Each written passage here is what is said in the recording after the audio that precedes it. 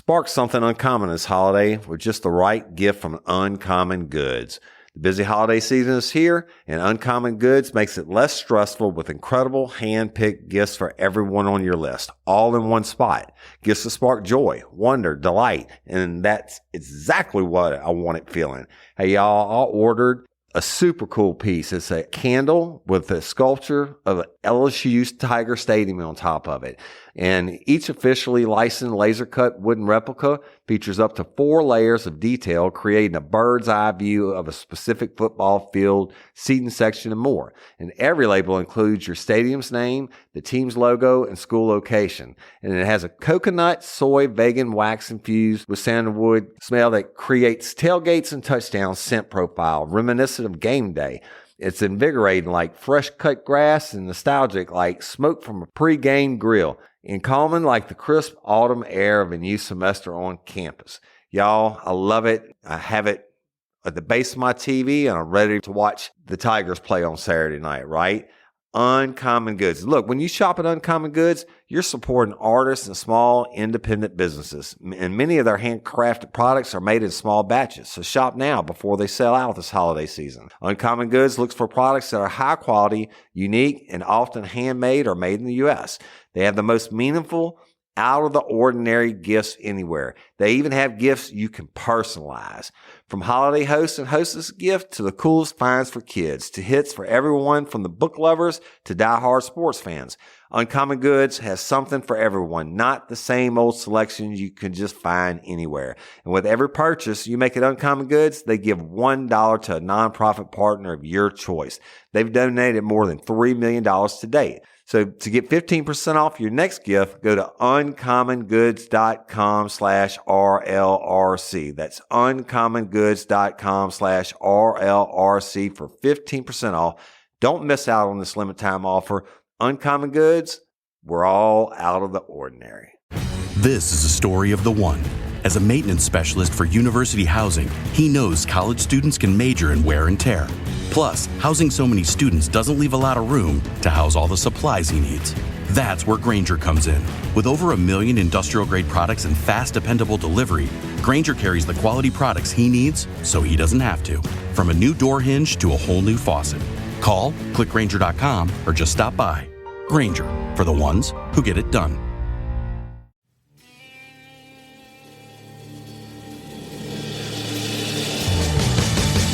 You have the right to remain silent. Anything you say can and will be used against you in a court of law. You have a right to an attorney prior to or during any question. If you can't afford one, the court will appoint one for you.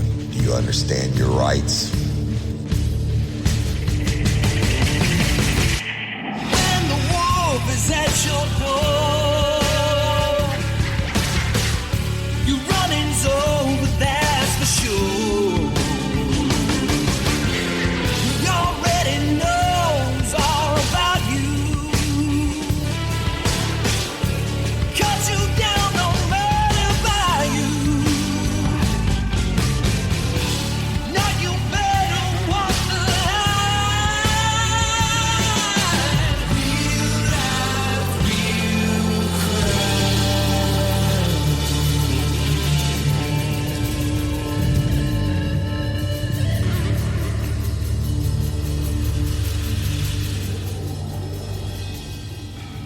Warning, this episode of Real Life, Real Crime, the podcast, may contain descriptions of acts of violence or that of a sexual nature and should be for people that are 18 years or older. Heed my warning, people. I do not get the facts of these cases off of the internet or from some television show. The facts I'm retelling you were presented to me by the victims of the crimes or the perpetrators who committed the crimes against the victims. My descriptions of the crime scenes, what I saw with my own 2 eyes. If you're going to get offended, please turn this podcast off now. Thank you. Hey y'all, it's Jim Chapman. Woody is a bit under the weather today, and due to some voice issues, he was unable to record.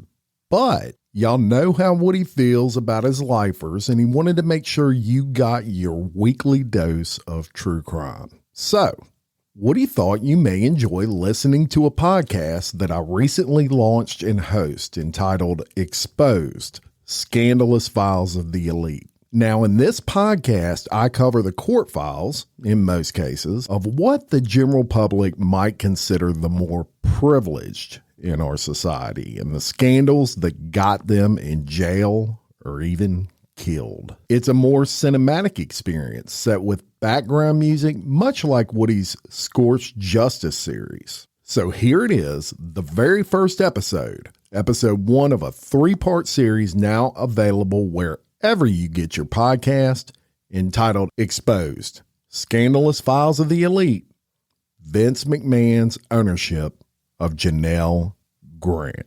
I hope you enjoy it.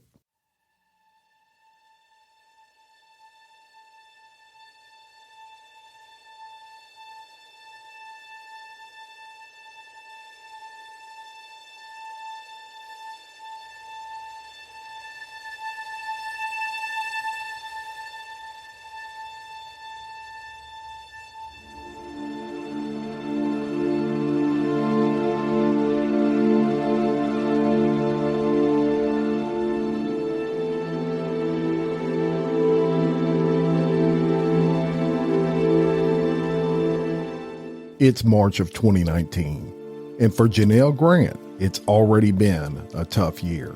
After devoting around-the-clock caregiving to both of her parents, they both tragically pass away.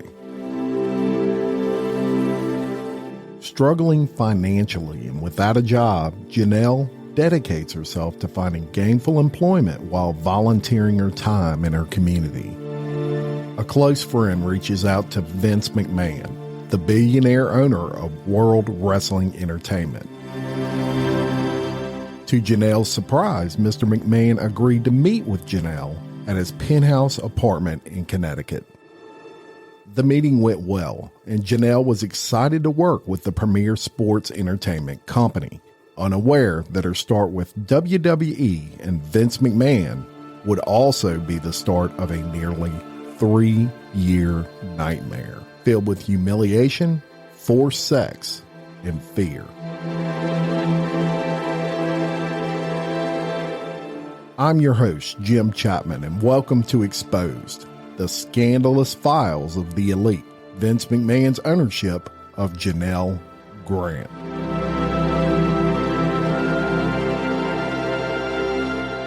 So before we start, I want to give everybody a warning. Look, this is a graphic one. If foul language offends you, sexual situations offend you, turn this podcast off. It's not for you. This is a really graphic episode. It's also important to mention this is a lawsuit that has been filed by Janel Grant, and it has not been adjudicated. Mr. McMahon has not been found guilty of anything. I'm going to give you the facts as they are laid out in the actual lawsuit that was filed January 25th of 2024, just a few days prior to this recording. I will tell you that all of the facts I'm about to give you as they are laid out by Janel Grant are disturbing. This is probably one of the most graphic podcasts I've ever done. So we're going to start at the beginning of this saga, and it starts in March of 2019.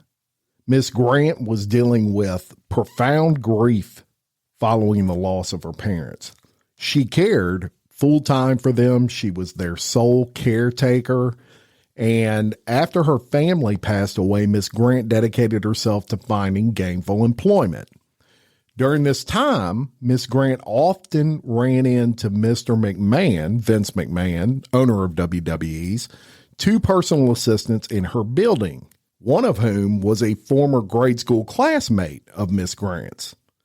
Miss Grant's closest friend in that building, y'all, was the resident manager. That individual, we'll refer to her as resident manager. They were similar in personality, and they kind of bonded over stories of adversity. During this time, they were very involved in community initiatives in that building together. And resident manager, she was aware Miss Grant was suffering financially and struggling, and she knew that Miss Grant was trying very hard to obtain employment.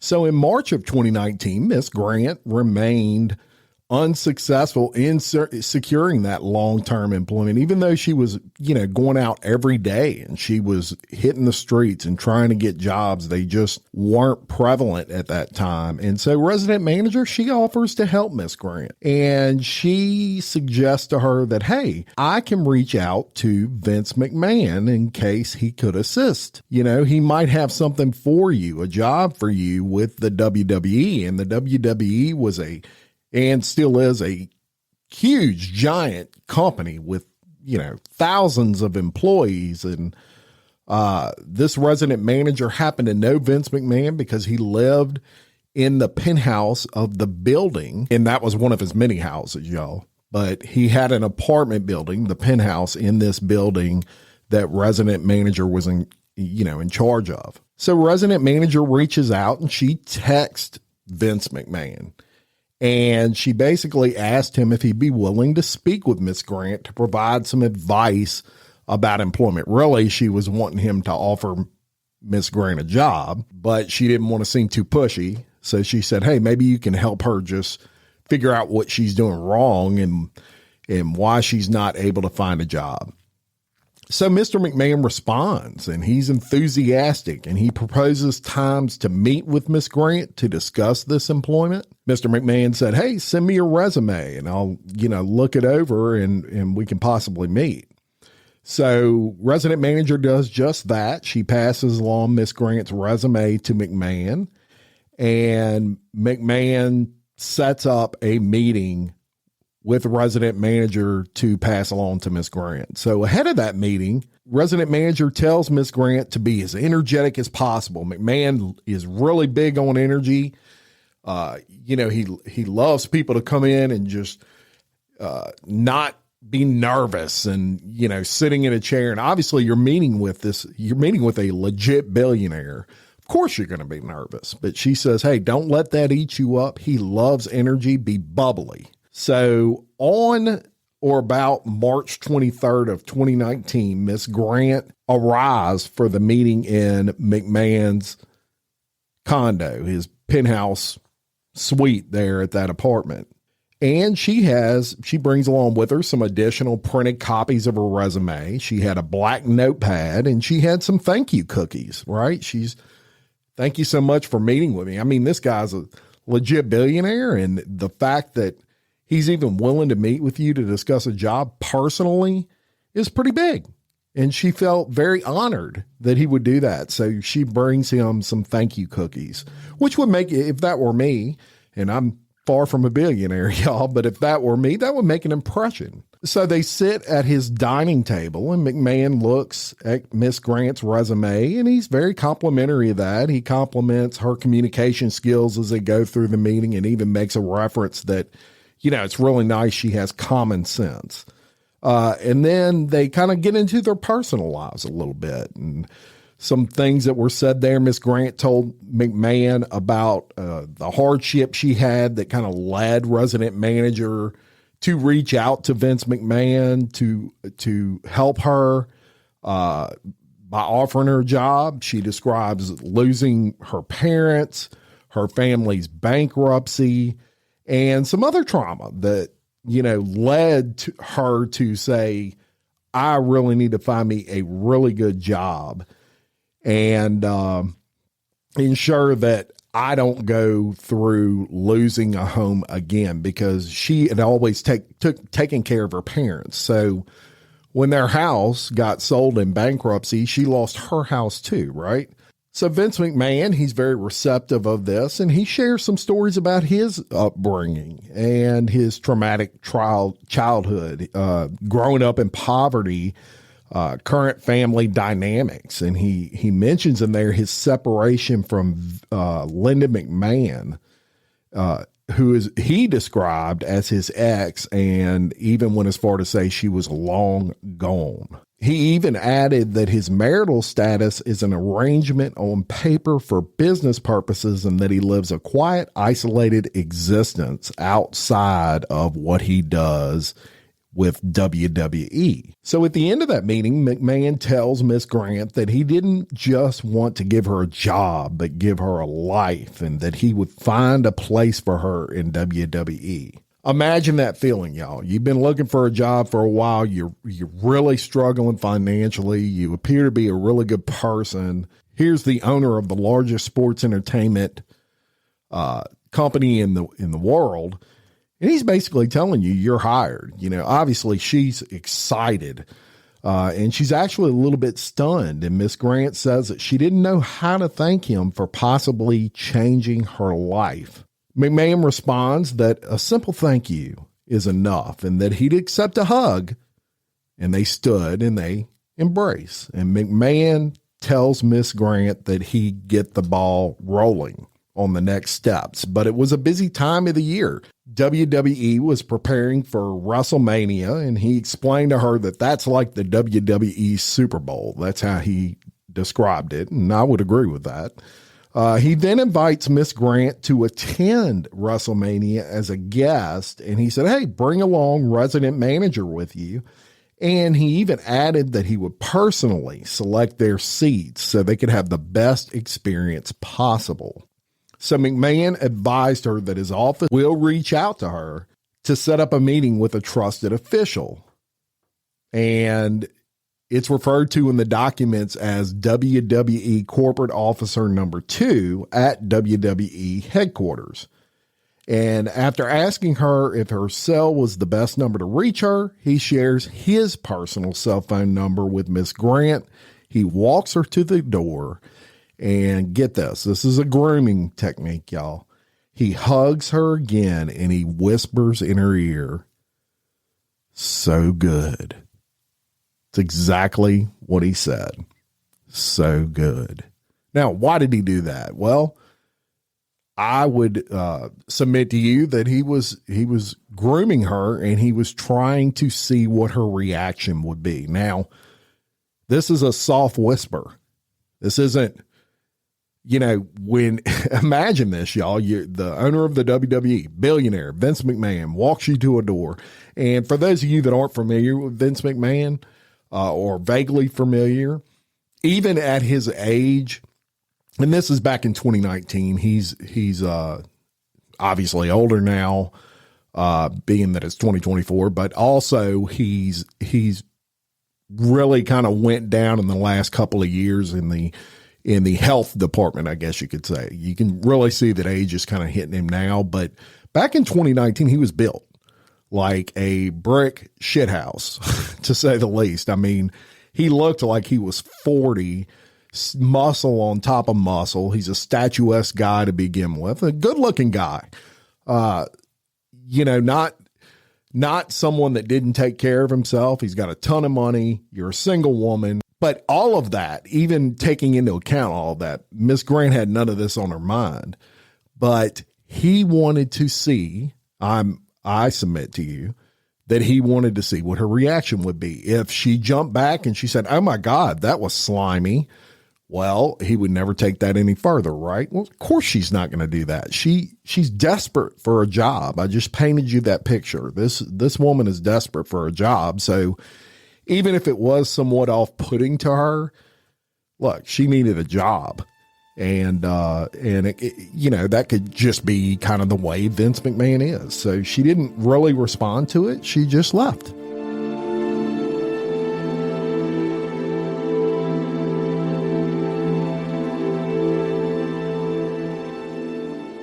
So on March 31st, 2019, the day before Miss Grant was scheduled to meet with WWE Corporate Officer Number 2, McMahon unexpectedly, kind of out of the blue, invites Miss Grant to come back to his condo, and he says, I'm going to give you some pointers on meeting Corporate Officer Number 2, right?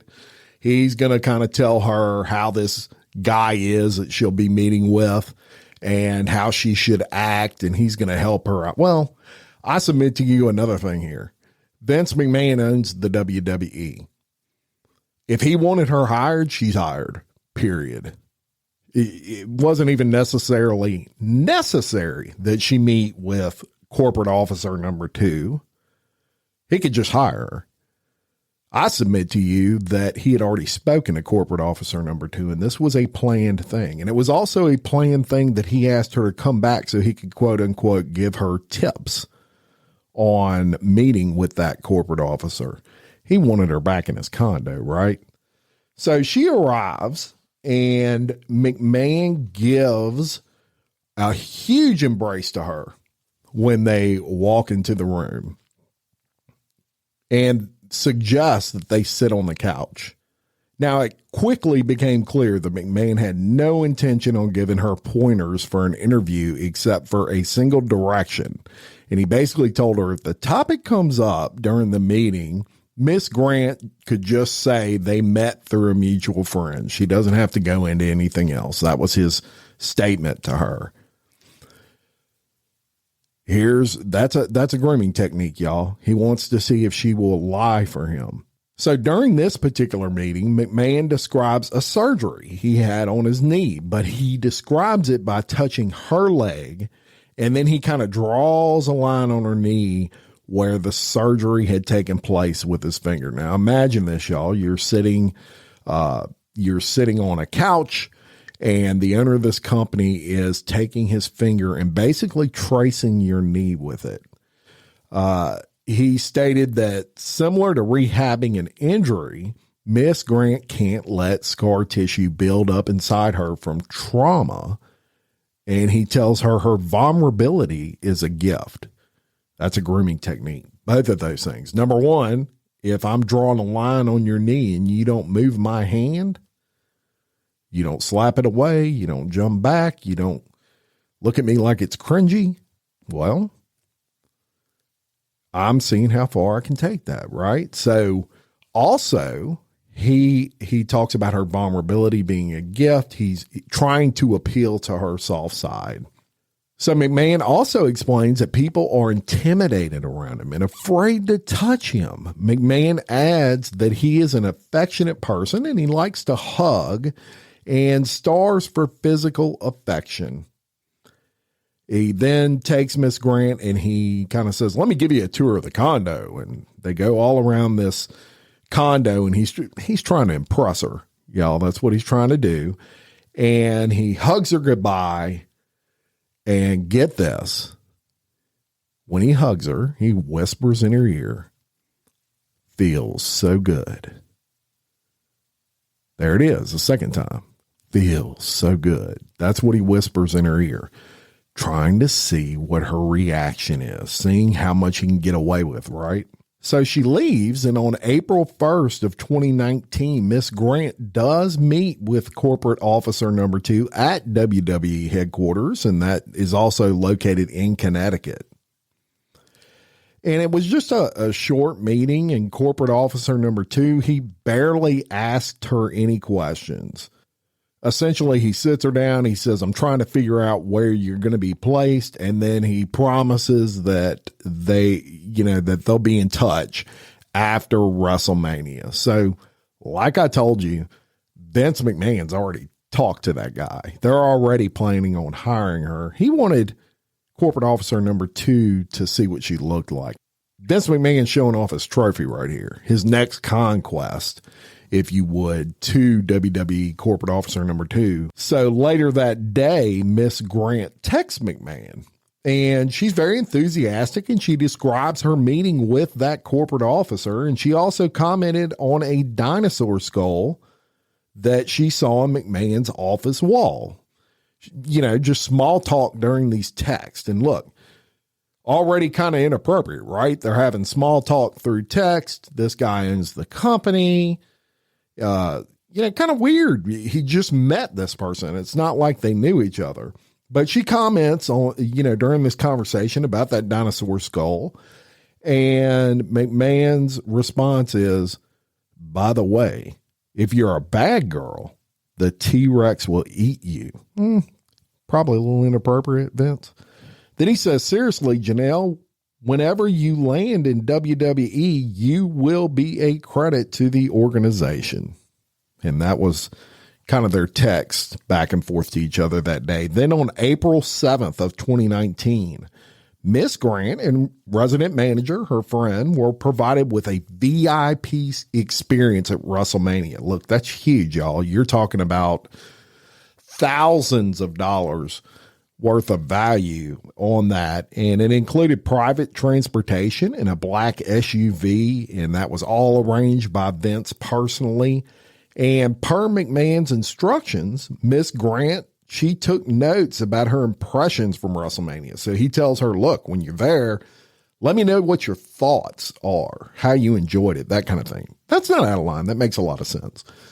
Because it was her first time attending the event, and he was looking at that as an opportunity to get a view of WrestleMania from someone's eyes that may not be that much into wrestling.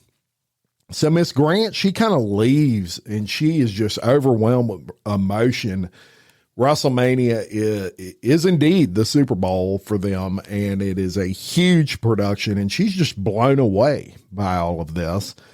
And she's feeling hopeful at this point that everything McMahon has told her about her, you know, possibly rising quick in the company and all those sorts of things was going to become a reality. So she's excited about her job, to say the least. So over the next several weeks, McMahon invites Miss Grant to his condo on several occasions. And each time he assures her, we're going to find the right position for you at WWE. Kind of each time that she meets with McMahon, Miss Grant brings sample job descriptions she finds online to review with him. And she basically goes to the WWE hiring section of their website, and she says, oh, I think I can do this job. I think I can do this job. Any role that she felt like she could fit in. And McMahon listens to Miss Grant. He asks her some questions, and he kind of points out qualities that she has that he described as rare gifts. He talks about her goodness.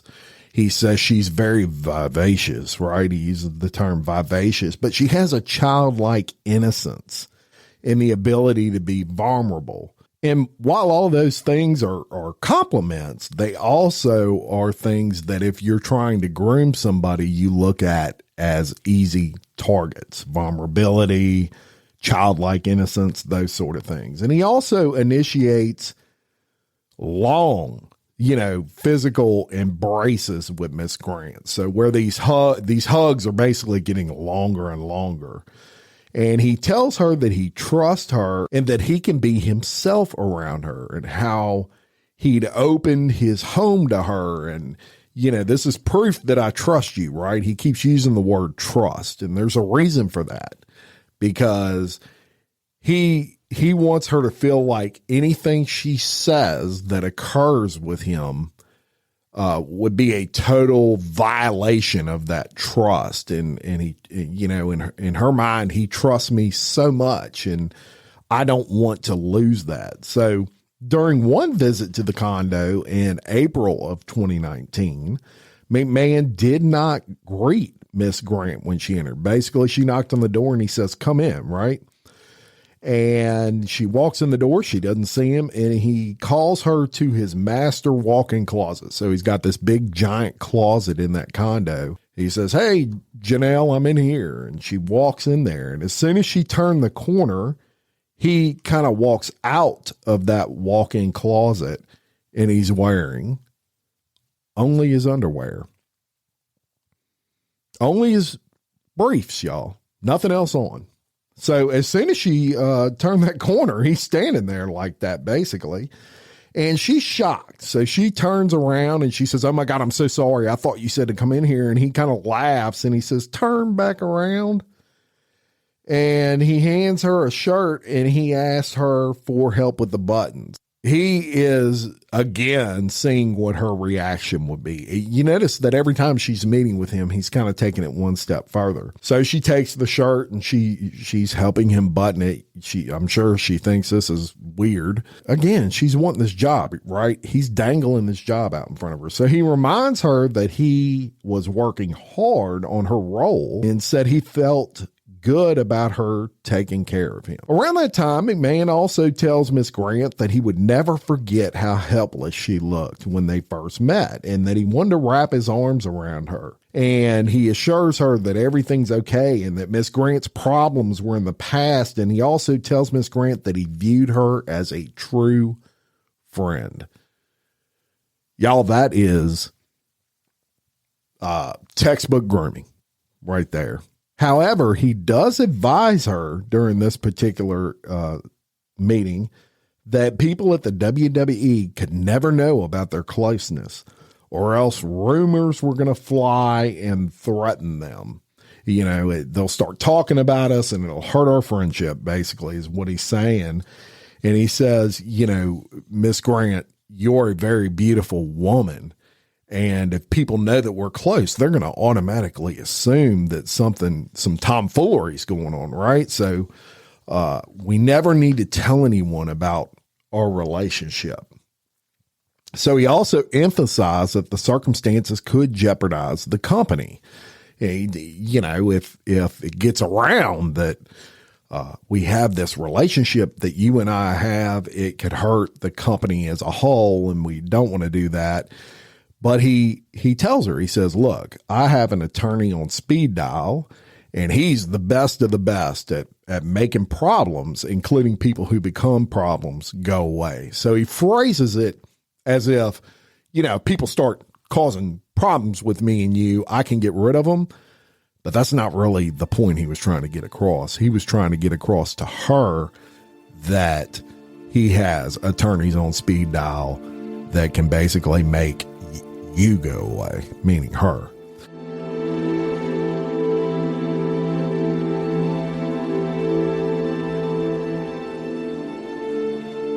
On April 21st of 2019, McMahon unexpectedly invites Grant to his condo to provide her with an update. So you notice he's just calling her out of clear blue a lot and inviting her to his condo. And he says, hey, come up here. I want to give you an update on her job. And upon her arrival, McMahon assures Miss Grant that he was a man of his word, that his office would be in touch with her soon for the right role.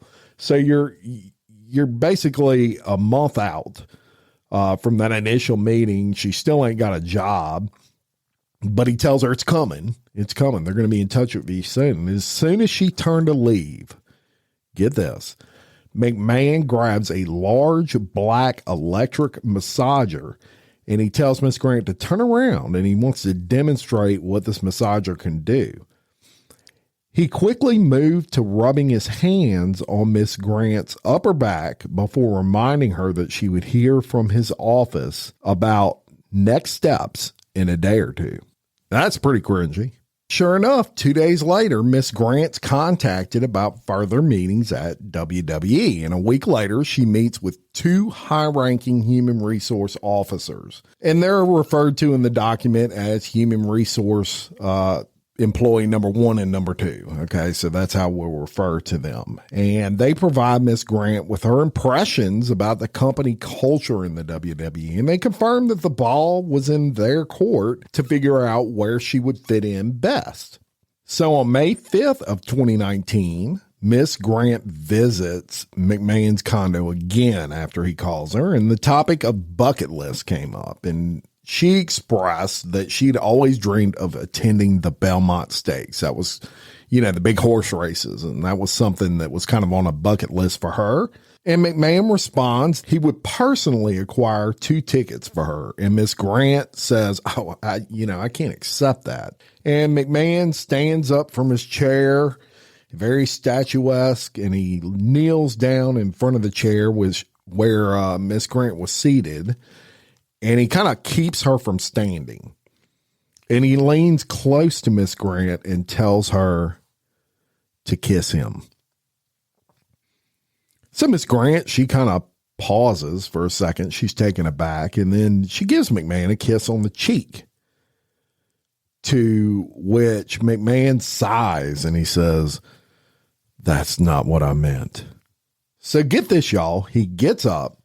He kind of storms off to his bedroom and he tells her as he's storming off that he wants her. And she swiftly rejects those advances, and she kind of tries to, she doesn't want to lose this job. So she's trying to kind of reason with him, and she says, look, this has put me in a really bad position because I kind of need this job and you're coming on to me right now. And she pleads with McMahon to stop and think about what he's doing. So McMahon essentially starts begging her. And he repeatedly says, look, just let me hold you. Let me hug you.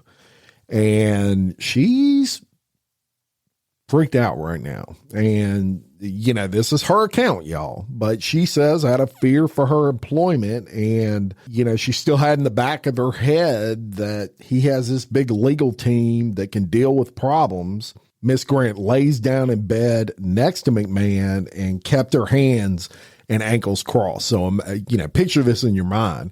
She finally gets on that bed and she lays next to him, but she's got her legs crossed and she's got her hands clasped. So that is a defense mechanism, and it is the body's reaction to something that she doesn't want her legs uncrossed, because guess what can happen when they're uncrossed, right?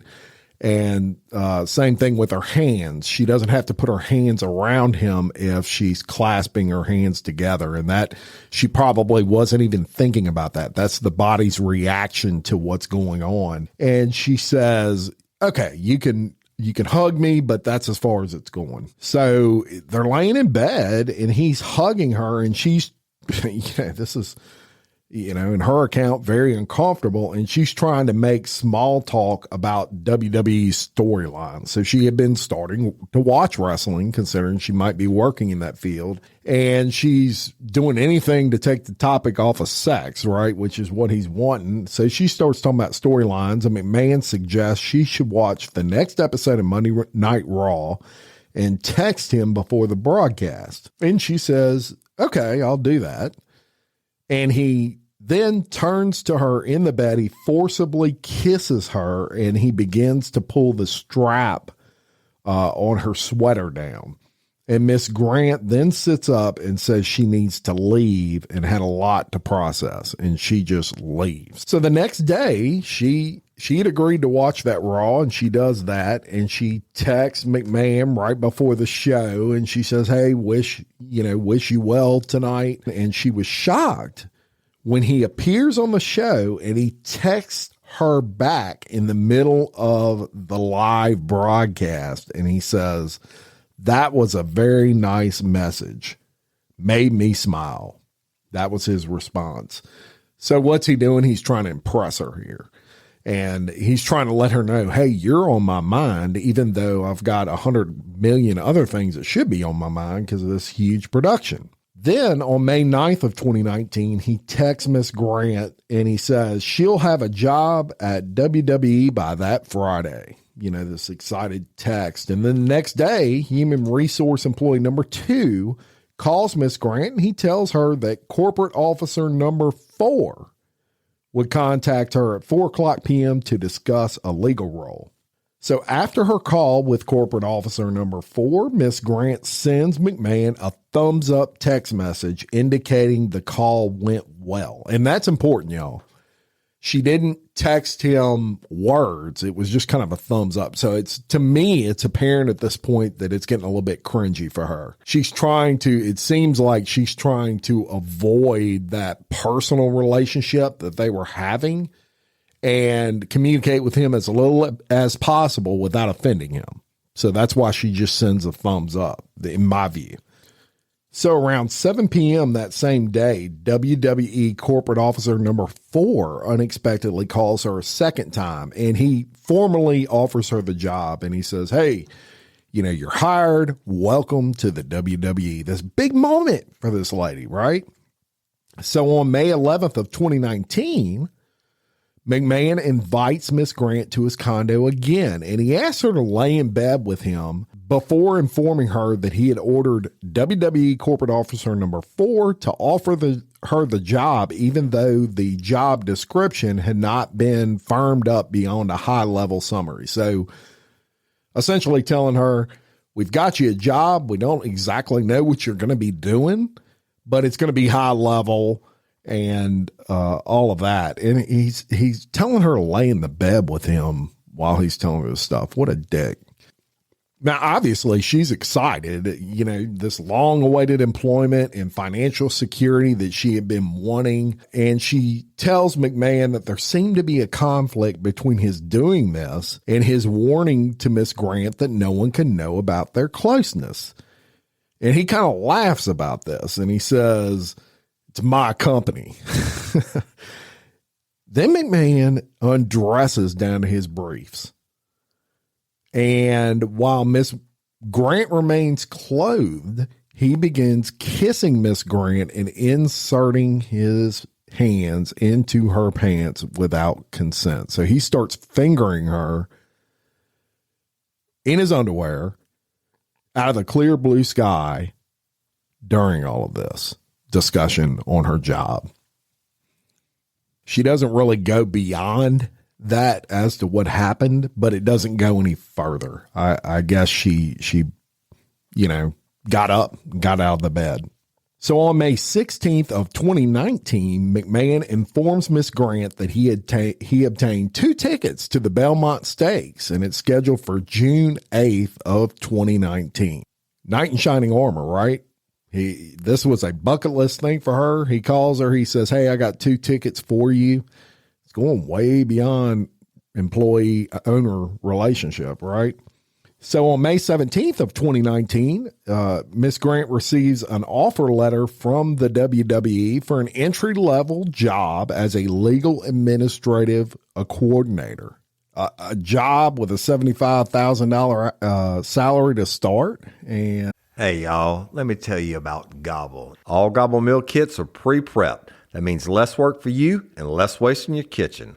Their meal kits include everything you need so you can save time at the store or just skip that trip entirely. I got the box in and I had 3 different meals. I had a Kung Pao chicken, crispy fish tacos, and a beef bourguignon, however you say it. But let me tell you about the classic beef bourguignon. Look, it came with beef pot roast and a beef broth concentrate, red wine demi-glace, cremini mushrooms, cipollone onions, mashed potatoes, baby carrots, and rosemary thyme butter. It was so easy to make. Literally like 15 minutes it took Cindy. And let me tell you something, and all the dishes were fire, but this thing was like a taste explosion in my mouth. It's just unreal. We've got to spend more time together and more time doing the things we love because everything came in this one single box right to my door. So see what a difference Gobble will make for your household. Right now, they're offering my listeners a fantastic limited time deal. You get $120 off across 4 boxes plus free shipping and free cookies. And let me tell you, those cookies, I ate one that was sin-baked and it was delicious. Go to gobble.com/reallife. That's GOBBLE.com/real-life for $120 off your first 4 boxes. This offer is not available on the home site, so don't miss out. This is genius. It's taste explosions in your mouth like you never had. Hey ladies, are you feeling overwhelmed by hormonal changes? Well, you're definitely not alone. There are more than 1,000 hormone disruptors living in our environment right now. It's in your food, your water, the air you breathe, the clothes you wear, your skincare products. They all mess with your hormones. Then there's the natural hormone changes your body goes through, premenopause, menopause. And while it's a natural process, it doesn't mean you have to suffer through it. The good news is you don't have to suffer through it anymore because now you have Hormone Harmony, a formula made only with herbal ingredients that are shown to reduce hormonal symptoms in women of all ages. Hormone Harmony is not just a hormone supporting supplement, it's become a phenomenon. Women can't stop talking about it on social media. A bottle of Hormone Harmony is sold every 24 seconds. And the biggest benefit? Well, my wife says it makes her feel like her own self again. And that's what women mention over and over in the reviews. And there are over 30,000 reviews for Hormone Harmony. And for a limited time, you can get 15% off your entire first order at happymammoth.com. Just use code RLRC at checkout. That's happymammoth.com and use code RLRC for 15% off today. That's happymammoth.com and use code RLRC. And she's excited, I'm sure, about this. And then on May 18th of 2019, McMahon summons Miss Grant to his condo, and she brings a printed copy of the offer letter to review with him. And McMahon informed Miss Grant that her new boss, a WWE employee who worked in risk and government relations, which is referred to as WWE employee number 1, in this document, was a decades-long family friend and confidant, similar in age to McMahon and one of a small original group. And he calls that group the Titan family. And he says they helped the WWE expand from a regional promotion to a global juggernaut. And he states that outside of his attorney, WWE employee number 1 was the most feared figure in the company because WWE employee number 1 usually fired employees. And beyond that, he kind of offers little detail about WWE employee number 1's role in WWE. Instead, he focused on that person's personal traumas. And he explains that, similar to Miss Grant, that employee had no family left, and that employee number 1's spouse passed away, and that the McMahons and WWE were pretty much all WWE employee number 1 had as far as family. He also touts that WWE employee number 1's loyalty is second to none. And he says that, hey, this guy will be able to protect you. And as he says that, he leads her to his bedroom and he looks at her and he says, please don't stop this.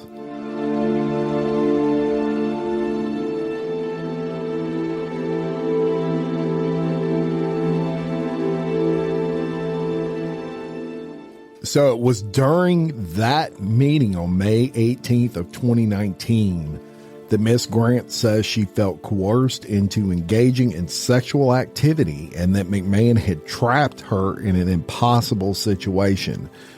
She obviously feared adverse career and personal consequences, but even more than that, it was the legal retaliation if she declined his advances.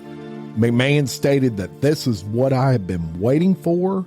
McMahon then lays her on the bed, spreads her legs, and begins performing oral sex on Miss Grant. Miss Grant then says, you need to use protection, and McMahon responded that there was no need to worry because he was clean. Miss Grant at this point felt used. She felt used for his gratification in her words in this document, and she goes numb and she was unable to make eye contact. She just basically went into this whole other world.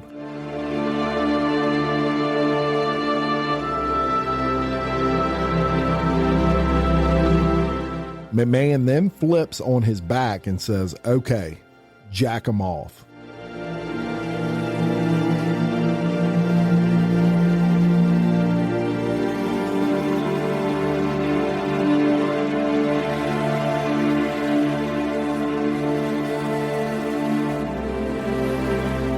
So basically, he didn't have a condom, and she's like, if you don't have a condom, we're not doing anything. And he flips over and he says, well, then you're going to jack me off.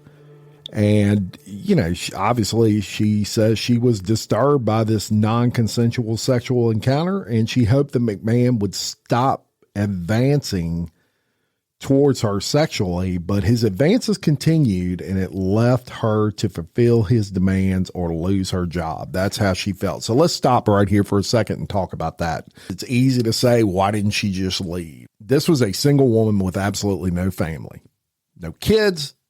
Both her parents died. She didn't have a job.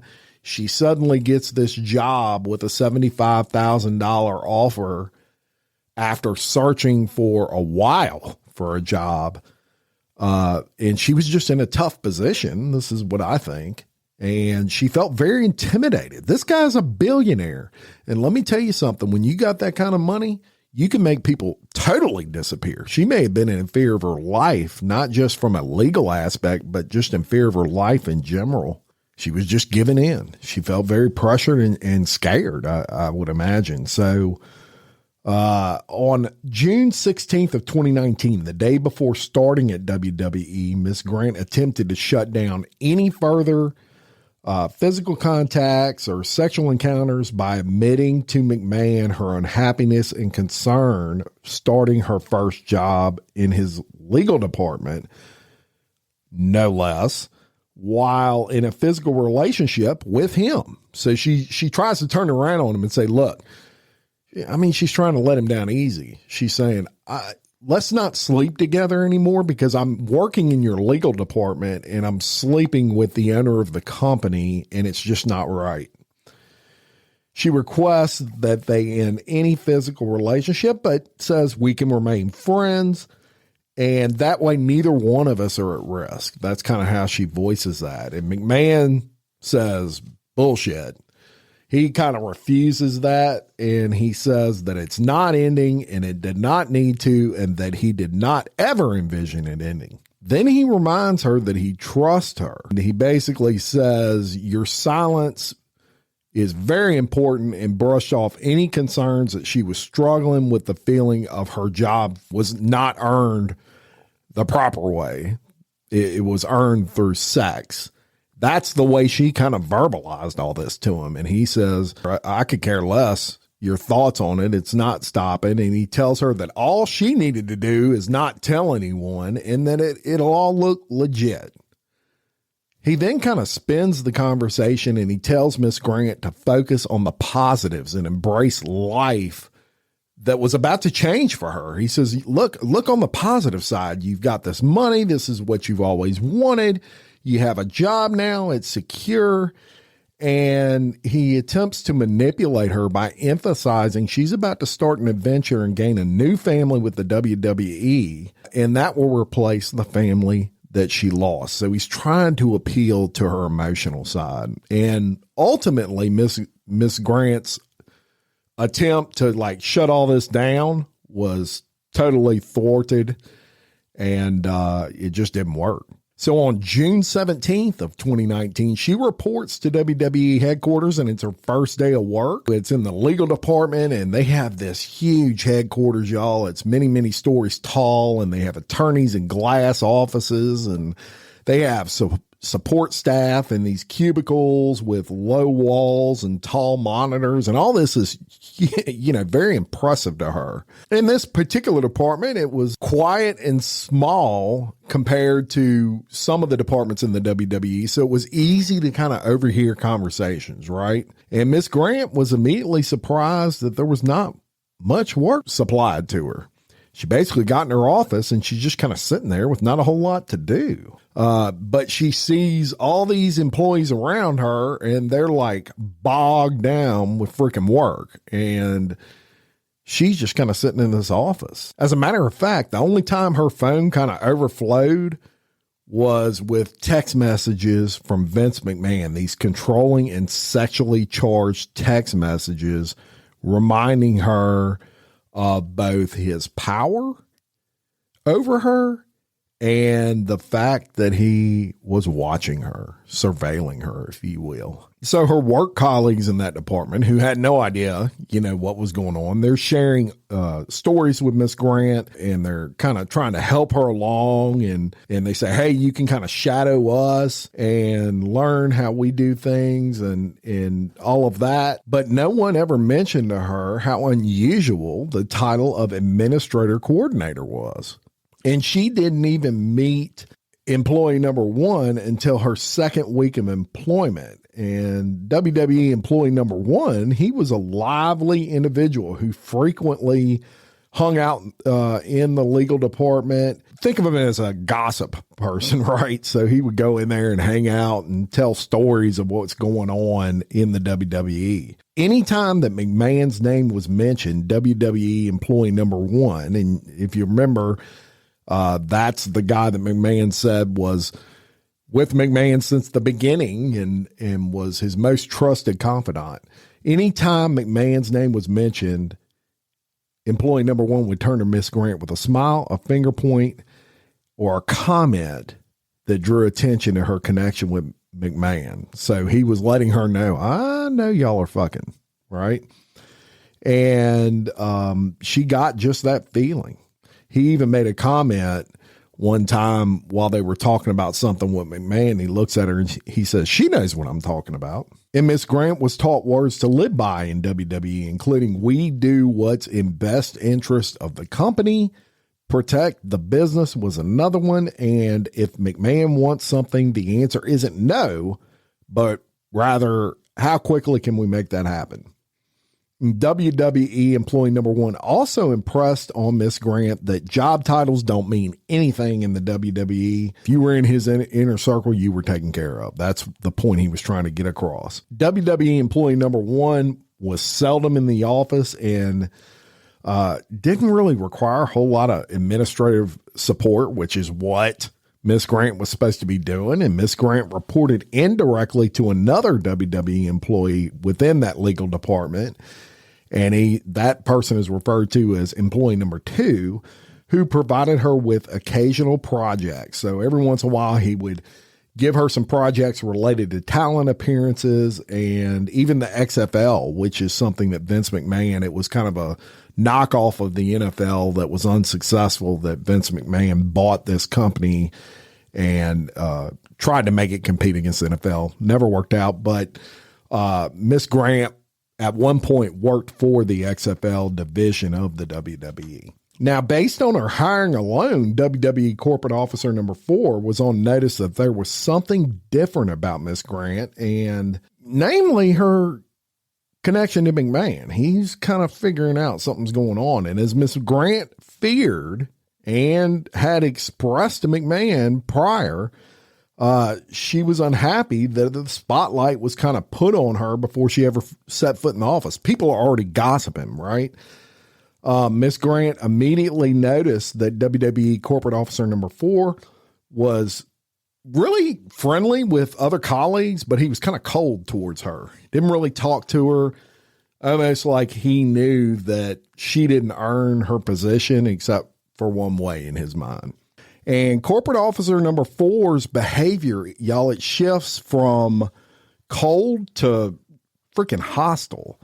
If Miss Grant walked into a room while he was laughing with colleagues, corporate officer number 4's expression would become totally blank and he would just walk away. So she knew, this guy don't like me. And if WWE corporate officer number 4 and Miss Grant walked towards each other in the hallway, he would stop and he would literally change direction. I mean, she knew that he knew something was going on and that she didn't earn that job, in his opinion. Colleagues, they noticed this shift in behavior as well, and some would comment on it to Miss Grant. They basically say, oh yeah, he don't like you. Look what he's doing. He's walking away every time you come around. And so she's obviously feeling very uncomfortable, but she took her employment seriously. And McMahon continued a pattern of sending these sexually charged text messages throughout the work week. So he's constantly texting her dirty shit. Let's just say that. And basically in these text messages, he's alluding in a very grooming sort of way that these these text messages, if you respond in a negative way, it's probably going to mean your job. Right. So she feels no really recourse except to respond in kind. So she's placating him, for lack of a better word. I mean, look, y'all, whether you agree with it or not, this woman had no family, no kids, and needed a job. And you've got the owner of the largest sports entertainment company in the world. You're placating him because you don't want to starve to death. Right. So from all of this, she begins to experience these panic attacks. It literally bothers her so much. She's having panic attacks in the office. Physically, she's feeling totally drained all the time. And she texts her friend, resident manager, as it's referred to, and she says, you should see the way that people look at me when I'm having an attack. But while her coworkers notice, no one dares to get involved. So they see that something's not right with her, but no one says anything to her. They don't want to get involved in all that. They're probably used to it, right? So in the summer of 2019, McMahon's presence becomes all-consuming in her life. McMahon is just kind of always around her. In the office, she feels monitored and surveilled by McMahon. And this does nothing to help her panic attacks, right? She's feeling pressured all the time. And outside of the office, McMahon sexualizes her entirely. He no longer refers to her as a friend and stopped talking to Miss Grant outside of basically sexting her. So all their conversations, it wasn't friendly anymore. He's sexting her and he's talking about fantasies, and any non-sexual text related to like life, he wouldn't even respond. If it didn't have to do with fucking, he didn't respond to it. That's all he wanted to talk about. So what's that tell you?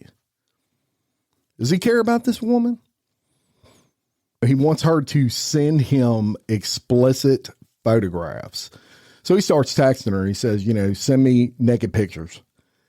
And he says that's part of her sexuality and she needs to embrace it. What's he doing? He's rewiring her. He's rewiring her mind right here. And given the control that McMahon had over her employment, she feels compelled to comply. And so she starts placating this, and she's sending nude photos to McMahon's mobile device. And Miss Grant was routinely assured that, hey, these are going to remain private. I'm not going to show these to anybody. It's part of our, he would call it, secret world. So McMahon begins to degrade Miss Grant at this point. He calls her his bitch. And he hints at a fascination with having other people watch them engage in sex. So basically, McMahon's got this whole other side to him where he's, obviously wanting someone to be absolutely and 100% submissive in his property. And that's what she's becoming. She details encounters during which McMahon caused Miss Grant to sustain physical injuries, y'all, including bleeding and pain and forceful use of sex toys. Despite Miss Grant's plea to stop any of this further sexual activity, the sexual encounters actually increase, and McMahon's physical aggression increases with them. So what's he's doing? Every time they meet to have sex, he's pushing it further and further. It's like a kid, right? The more you give in, the more they take, because they're wanting to find out where that line is. He's trying to find that line with her that he can't cross, and he ain't come across it yet. Now, McMahon was most aggressive when using the certain sex toys named after WWE wrestlers and performers. And he was most aggressive when he would use those with her. And he named the sex toys so that the color of the toy matched the race of the wrestler.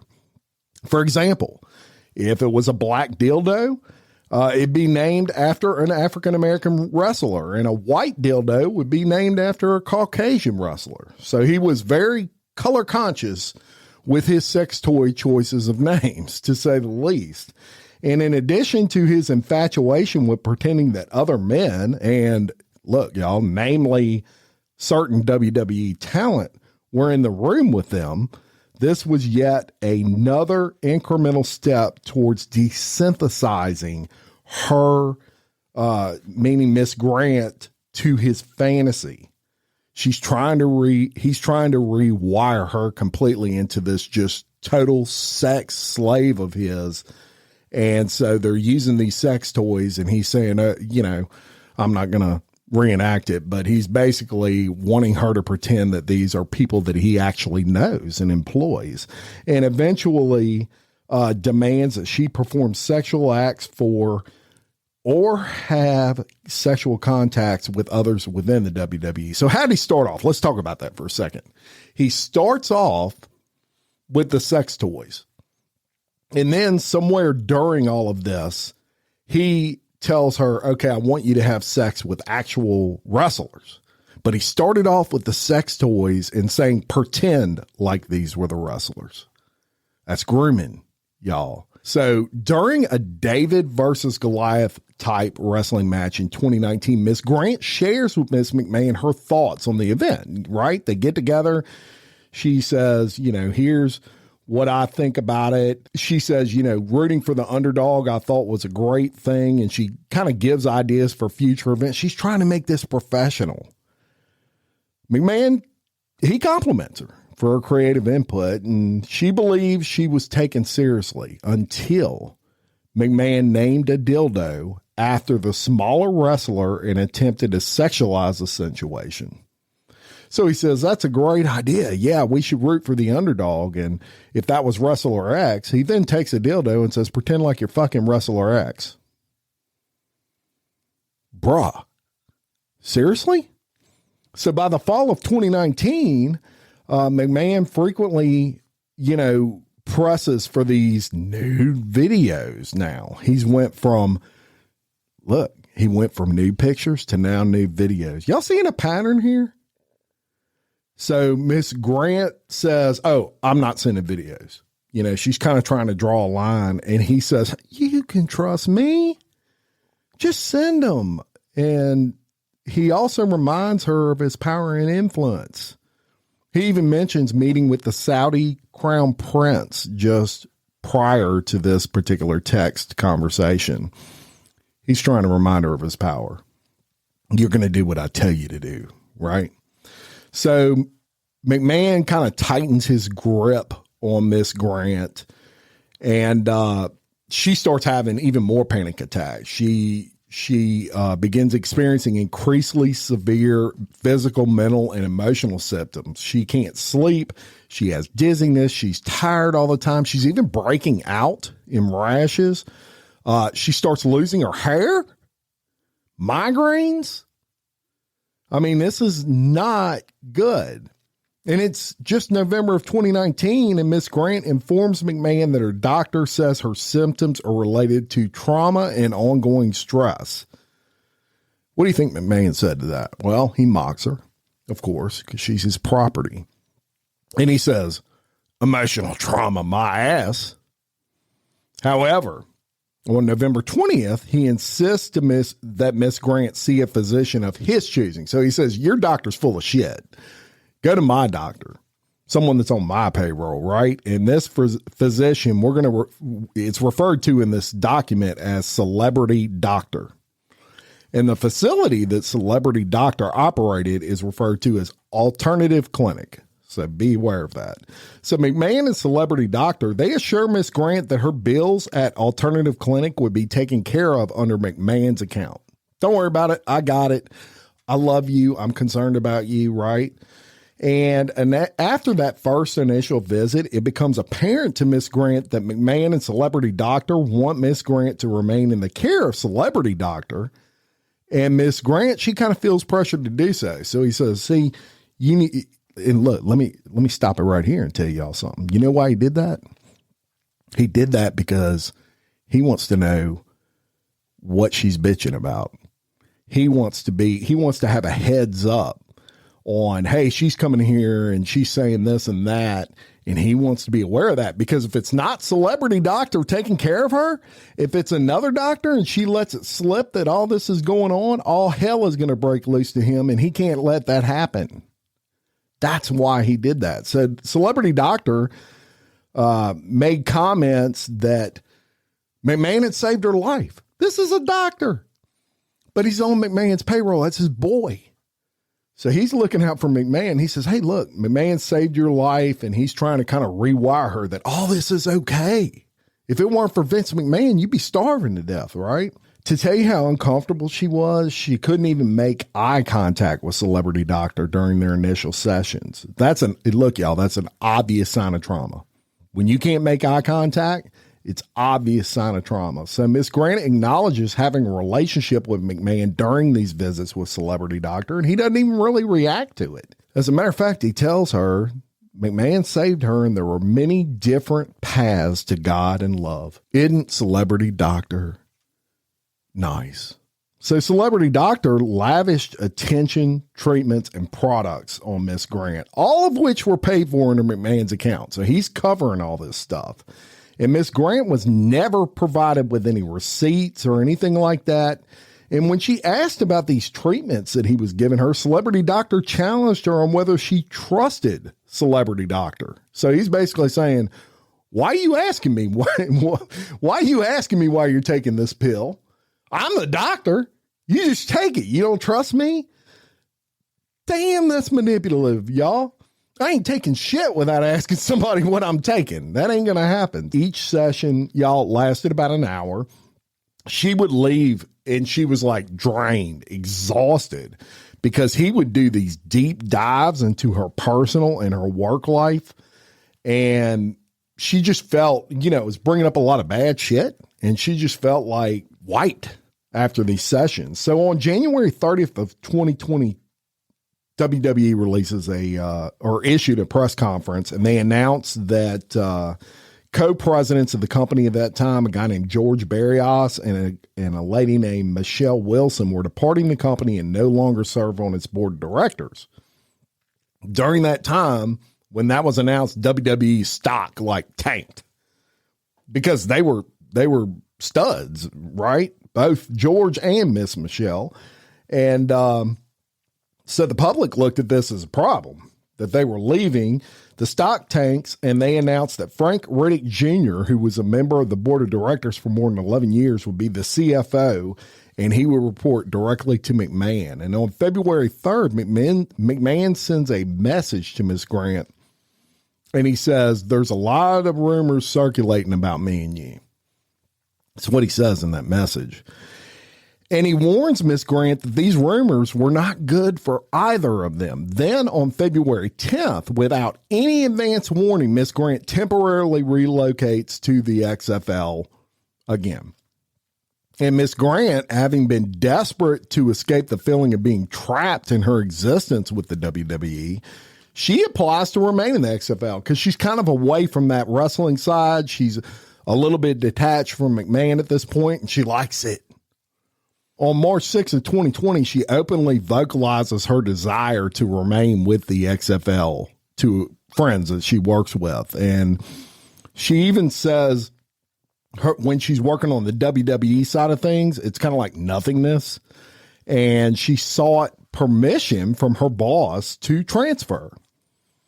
And that was employee number 1 and corporate officer number 4.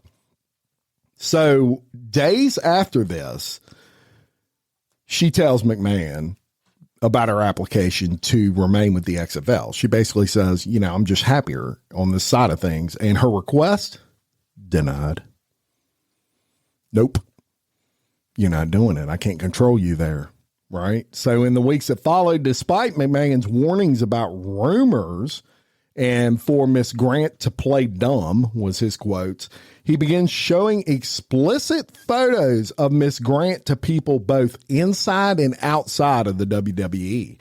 And on March 26, he sends a lengthy message to Miss Grant describing in detail the circumstances surrounding sharing these explicit photos of Miss Grant to a former WWE referee.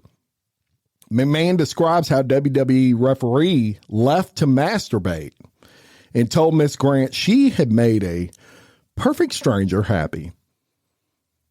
WTF, y'all. Miss Grant initially dismissed this as mere fantasy talk. So she says, he wouldn't actually do that. He's doing that to try to see if he can rile me up. But she voiced apprehension about McMahon to sharing naked photos of her with someone she really didn't know that well. And McMahon's response was not to comfort her. In other words, he didn't say, you know what, you're right, I shouldn't have shared them with somebody you didn't know that well. Instead, he says, oh, that WWE referee, he's loyal to me. He's not going to say anything to anybody. I just want to give him those to masturbate. You can't make this shit up, y'all. So the sharing of the explicit photos, you know, it scared the heck out of her because she's like, how many other people has he showed he hasn't told me about? And she starts to figure out McMahon has what you would call a lack of self-control.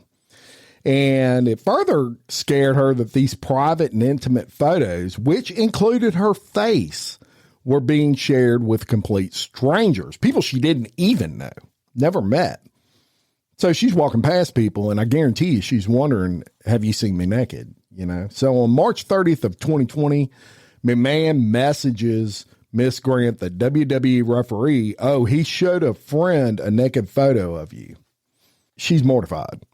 Totally. Then on March 31st, Miss Grant expressed concern to McMahon that she had no intention of having sex with these strangers. He had, you know, he was trying to get her to have sex with friends and shit that she didn't even know. She says, I have no intention of doing that. And she wanted McMahon to make that clear to the people he was showing these pictures to. She felt threatened and distressed by the responses her pictures were getting, and she made it clear she didn't want the perception of her moving beyond the point of mere fantasy. Shortly after, McMahon surprised Miss Grant with the news that he had protected her job from a furlough at the WWE. And the furlough affected a large number of employees, but he tells her, hey, I personally made sure that your job was safe. Manipulative.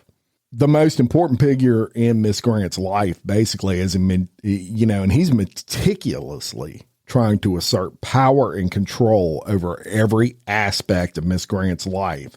And she feels intensified over the consequences that could result from his actions, particularly by sharing her naked pictures. She becomes totally paranoid. She thinks everybody's done seen her naked, right? Freaks her out. In May of 2020, McMahon recruited an individual who he referred to as his friend to engage in a threesome with McMahon and Miss Grant. The friend turned out to be McMahon's physical therapist at an alternative clinic, so we'll refer to them as physical therapists. To induce Miss Grant's participation in the threesome, he refers to Miss Grant as his girlfriend, and he starts sending her flowers. Nevertheless, on May 8th, 2020, she expresses apprehension. She doesn't want to do this threesome. In response, McMahon insisted that I've already told him this was going down.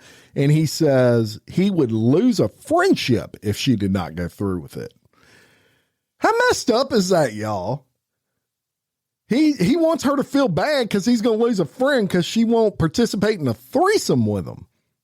So on the day of the threesome, which was May 9th, the next day, Miss Grant showed up to the condo and reiterates she didn't want to go through with it, right? She tells him, I really don't want to do this. She expressed fear for being thrown around like a rag doll by McMahon and the physical therapist. After Miss Grant makes it clear that she wants to back out, McMahon responds by telling her for the first time, y'all ready for this? That he loved her.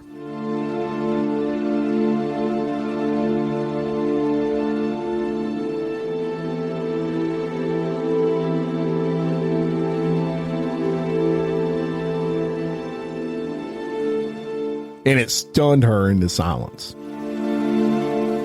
Stunned her. So McMahon's manipulative tactic there results in the outcome he wanted. And he leads her down the stairs to the bedroom where the physical therapist was already waiting to begin the threesome.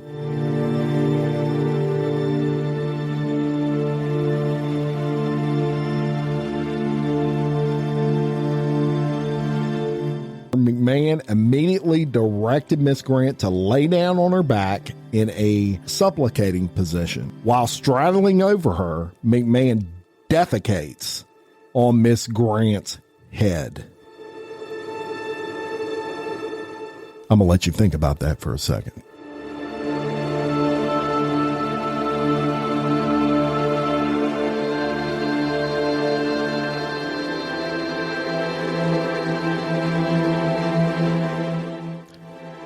Then he leaves to shower off.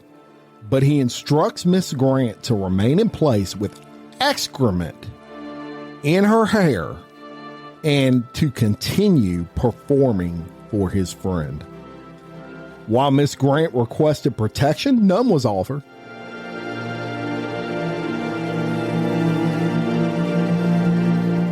McMahon and the physical therapist actively continued with the threesome and directed Miss Grant's sexual performance for around an hour and a half while she was left covered in feces.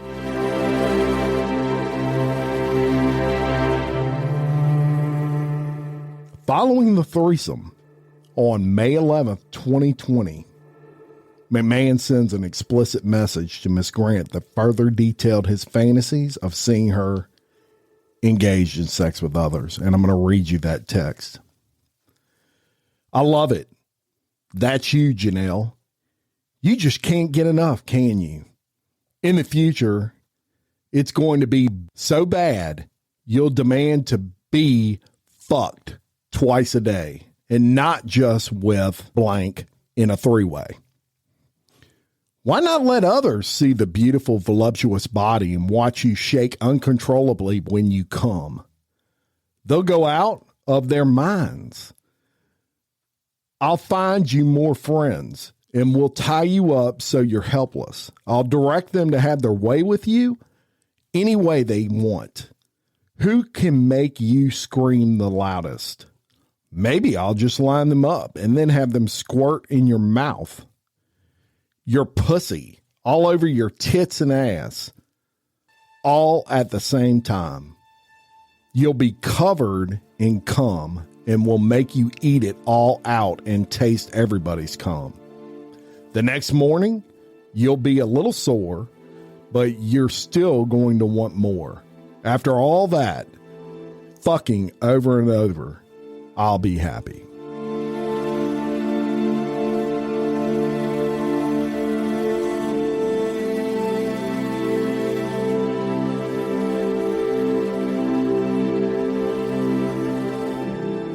I'm going to leave that right there today. But I'm not going to make you wait a week. I'm going to drop the other episode tomorrow. I've been a fan of the WWE my entire life. This shit is disgusting. And it's important to note and mention, and I'll do it again. I did it at the beginning of this episode. This is a lawsuit against Vince McMahon. It has not been adjudicated. He has not been found guilty. It could all be bullshit. But this isn't the first time these accusations have came up, or the second, or the third, for that matter. If even a grain of this were true, this guy needs to be in jail, in my opinion. He's sick. So, thank you for listening. And I'm your host, Jim Chapman. We'll see you next time. Peace.